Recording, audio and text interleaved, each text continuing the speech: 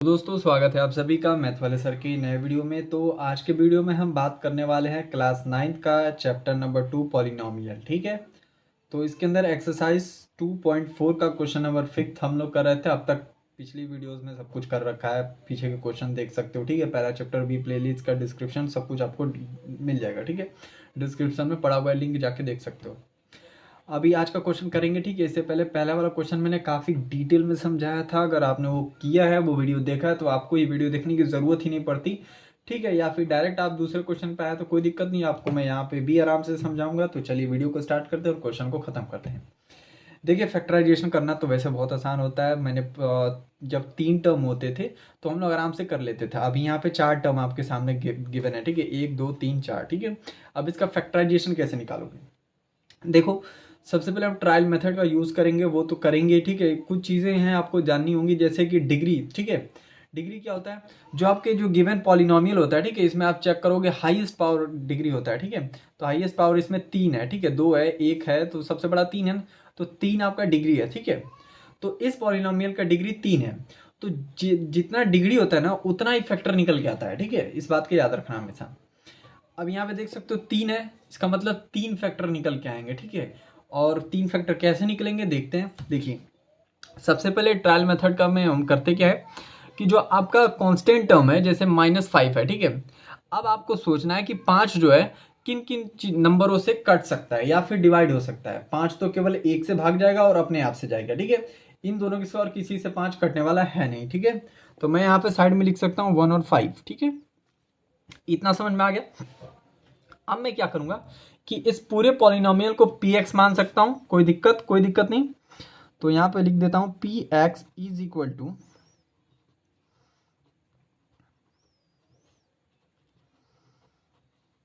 This, कोई दिक्कत? ठीक है, अब देखो क्या करना है। अब हम लिखेंगे बाई ट्रायल मेथड। ठीक है, बाई ट्रायल मेथड। ठीक है, ट्रायल मेथड से कैसे करेंगे? देखो, सबसे पहले एक एक करके, ठीक है, 5 है, इसको चेक करेंगे कि 5 की वैल्यू अगर मैं इस पूरे पॉलिनोमियल में पुट करूं और वैल्यू अगर 0 निकल के आ जाए तो हमारा फैक्टर वो निकल के आ जाएगा। मतलब ये कि अगर मैं 1 का निकालूं, ठीक है, 1 इसमें पुट करता हूं, ठीक है, तो मेरा निकल के अगर मान लो कि सॉल्व किया, उसको 0 आ गया, तो आपका एक फैक्टर निकल चुका है। ठीक है, और उसके बाद जो चीजें बचेंगी उससे हम बाकी के 2 फैक्टर निकाल लेंगे। ठीक है, तो देखिए कैसे करना है। सबसे पहले इसको मैं लिख सकता हूँ, पहले वाले को करते हैं, यानी कि 1। ठीक है, तो x+1 लिख लेता हूँ। अब इस ट्रायल मेथड से x+1 से x की वैल्यू निकाल सकता हूँ आराम से, 0 के बराबर रख के यहाँ से x की वैल्यू आ जाएगी -1। ठीक है, ये बहुत बार बता रखा है मैंने। ठीक है, मैंने केवल पक्षांतर किया, यहाँ से साइन आकर इधर पलट जाता है। ठीक है, तो x इक्वल टू -1।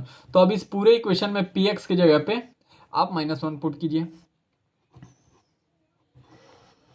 और इसको आराम से सॉल्व कर लीजिए, जो भी है जैसे भी है। ठीक है, -1 का क्यूब, -3, -1 का स्क्वायर, -9, -1 और -5। ठीक है, अब इसको सॉल्व करेंगे तो -1 का क्यूब क्या होता है? -1 ही होता है।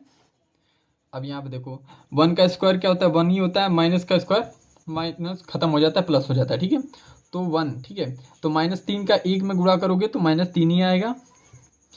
अब यहाँ पे गुणा होगा, ठीक है, तो माइनस माइनस प्लस, और 9 का 1 में पारा पड़ोगे तो भाई 9 ही आएगा। अब तो -5 तो साथ में था ही। ठीक है, अब जो माइनस वाली चीज़ें हैं उनको एक साथ जोड़ लेते हैं और जो प्लस वाली चीज़ें हैं उनको एक साथ कर लेते हैं। जैसे कि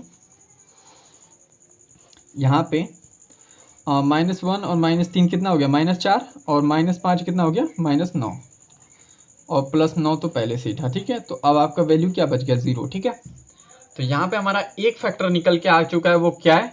x+1। ठीक है, तो जब आपका एक फैक्टर निकल गया तो आप बाकी के फैक्टर कैसे निकालोगे? देखो क्या करते हैं हम, इससे इसको भाग दे देंगे। ठीक है, उससे हमारा फैक्टर निकल के आ जाएगा बाकी के 2। देखें कैसे करेंगे। सबसे पहले नॉर्मल भाग, आपको बहुपद का भाग आना चाहिए। डिस्क्रिप्शन में लिंक है, उसको देख लो, उसको समझ लो कैसे करना है, बिल्कुल डिटेल में बता रखा है। अभी देखो कैसे करना है भाग। ठीक है, थोड़ा मैं इसको जल्दी करके दिखाऊंगा क्योंकि क्वेश्चन थोड़ा बड़ा है तो मुझे आराम से समझाना भी है। तो यहाँ पे मैं x+1, ठीक है, ये वाला x+1 से पूरे px को मैं भाग दूंगा।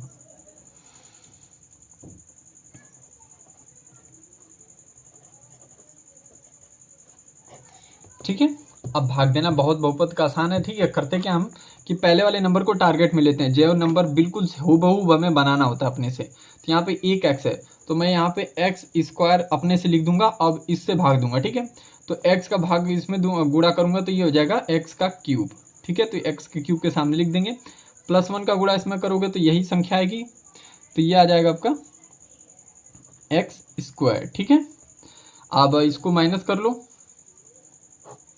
तो ये तो 0 हो गया और ये आपका हो जाएगा माइनस माइनस प्लस। ठीक है, ये चीज़ें मैंने बहुत बार बता रखी हैं, आप साइड में भी कर सकते हो इसको, -3 -2x x², तभी भी आपका यही वैल्यू आएगी। नहीं तो आप इस तरीके का यूज़ कर सकते हो, जो साइन यहाँ पे होता है उसका अपोजिट साइन लिखते हैं। ठीक है, फिर इस वाले साइन को और इस वाले साइन को पकड़ते हैं। ठीक है, तो अब ये माइनस और माइनस क्या हो गया, प्लस, और जो बड़ा था उसका साइन मान्य होता है, तो बड़ा 3 है। ठीक है, तो इसका माइनस साइन आएगा लेकिन जुड़ेगा, तो ये हो जाएगा 4x²। ठीक है, देखो भाग आना आपको ज़रूरी है, बिल्कुल डिटेल में समझा रखा है। अगर नहीं वीडियो देखो तो प्लीज़ जाकर डिस्क्रिप्शन में लिंक है उसको देखो, वरना नहीं समझ में आएगा। ठीक है, अब बाकी जो चीज़ें बच जा रही हैं उनको मैं आराम से लिख लेता हूँ। तो ये बच गया 9x - 5x। ठीक है, इतना हो गया। अब इसको सॉल्व करेंगे। अब यहाँ पे x है तो मैं यहाँ पे क्या रखूँ कि मेरा -4x² आ जाए। तो सबसे पहले मुझे माइनस चाहिए, तो चलो यहाँ पे माइनस हो गया। x है यहाँ पे, तो यहाँ पे 2x है ना, तो यहाँ पे 1x लगा लिया। ठीक है, अब x का x में x² हो जाएगा। अब मुझे 4 चाहिए, तो यहाँ पे मैं 4 लिख लेता हूँ। अब यहाँ पे 4 आ गया। ठीक है, बिल्कुल हूबहू नंबर बनाना है, बाकी अपने आप बनते जाएंगे। ठीक है, अब 1 का इसमें गुणा करोगे तो यही नंबर आएगा -4x। ठीक है, अब इसको सिंपल माइनस कर लो। ठीक है, तो यहाँ पे माइनस है तो ये प्लस हो गया, ये माइनस है तो ये प्लस हो गया। ठीक है, अब ऊपर वाले को पकड़ेंगे, प्लस और माइनस क्या होता है आपका, माइनस, तो 0 हो गया। ठीक है, क्योंकि ये बराबर है तो अपोजिट साइन में कट गए। ठीक है, अब यहाँ पे प्लस और माइनस क्या होता है, माइनस होता है, लेकिन बड़े वाले का साइन मान्य होता है।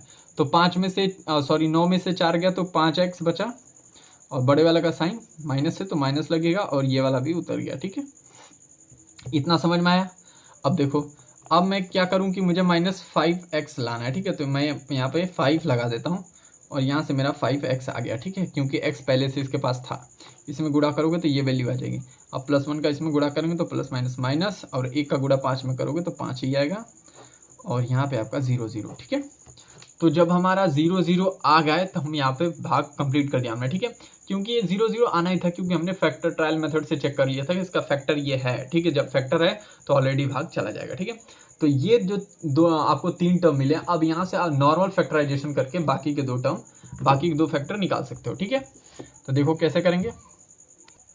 अब मेरा जो ये वाली वैल्यू थी, ठीक है, अब मैंने इसको इस साइड पे लिख लिया। ठीक है, अब यहाँ से मैं बाकी के 2 फैक्टर निकालूंगा। देखो नॉर्मल फैक्टराइजेशन यहाँ पे करना है और कुछ नहीं करना। तो मैं अपने आप से यहाँ सोच सकता हूँ कि x² अगर मैं +x और -5x लिखूँ तो मेरा काम हो सकता है। ठीक है, कैसे, यहाँ पे देख लो, समझ लो। हमें करना क्या होता है कि पहले वाले टर्म को लास्ट वाले टर्म से गुणा करना होता है। पहला काम हमारा तो क्या आएगा आपका, -5x² आना चाहिए। ठीक है, दूसरा काम क्या, बीच वाले नंबर्स को यहाँ पे लिख लेते हैं, बीच वाला 4x। ठीक है, -4x।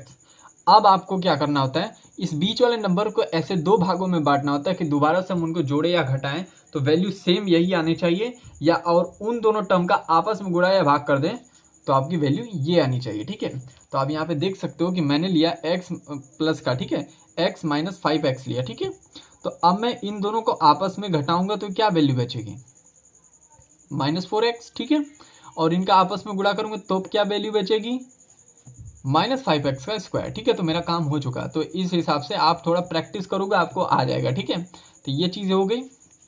अब इसके बाद आराम से आपको कॉमन लेना है। देखो ये भी नहीं किया तो कोई बात नहीं, डिस्क्रिप्शन में लिंक है उसको देखो, बिना देखे तो कोई समझ में आएगा नहीं। ठीक है, क्योंकि सबको सीखना पड़ता है, हमने भी किसी से सीखा है। ठीक है, तो अब यहाँ पे क्या करना है, आपको कॉमन लेना है। तो कॉमन मतलब क्या होता है, जो दोनों के पास प्रेजेंट हो, तो इस टर्म को मिला के एक टर्म बना लो, इसको एक टर्म बना लो। अब आराम से यहाँ से फैक्टर निकाल लो। ठीक है, तो अब मैं यहाँ से कॉमन x मिल रहा है, x यहाँ पर भी है, यहाँ पर भी। ठीक है, यहाँ पे 2 है, यहाँ पे 1 है, तो 2 में से 1 गया तो 1x बचा, और यहाँ पे कुछ नहीं बचा तो 1 बचा। ठीक है, अब यहाँ पे आपका क्या है, -5 लोगे। ठीक है, क्योंकि 5 दोनों जगह पे, एक्स प्लस वन बचेगा। ठीक है, ये बहुत बार बता रखा है कि अगर अंदर प्लस क्यों रखा, यहाँ तो माइनस था। ठीक है, क्योंकि वापिस से जब आप इसमें इसको -5 को डालोगे तो आपका यही नंबर बनना चाहिए। ठीक है, तो यहाँ पे चेक कर सकते हो, अगर मैं यहाँ पे माइनस लिख देता तो माइनस माइनस प्लस हो जाता और मेरा गड़बड़ हो जाता है, इसलिए मैंने यहाँ पे प्लस का किया। ठीक है, और वापिस को डालूंगा तो प्लस माइनस माइनस होके 5 हो जाएगा। ठीक है, अब आपको चेक करना है कि आपका फैक्टराइजेशन सही है कि गलत है। तो उसके लिए आप क्या करेंगे, जो